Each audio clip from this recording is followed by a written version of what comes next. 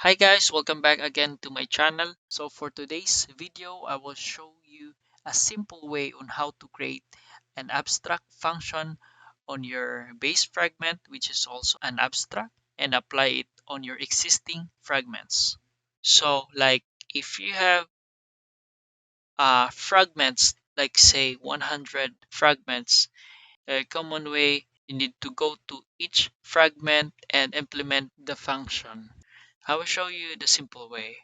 If we were to create a new function like initialize phone storage, and let's create a new fragment, that's fragment.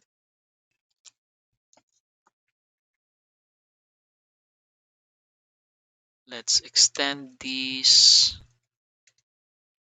and as you can see, we have implemented the three abstract classes. But what happens to the other existing fragment?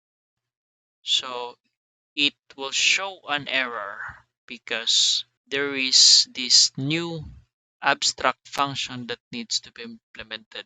So by default, you need to go to each of these fragment and implement the new function.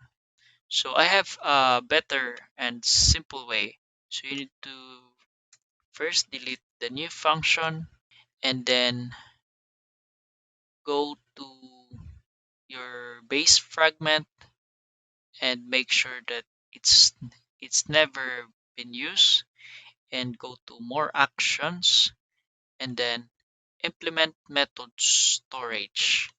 Init storage, then you need to select all. You're selecting all the fragments, then enter. So it will create this init phone storage on each fragment that we have selected. So let's double check. So as you can see, we now have this init phone storage for each of the fragments.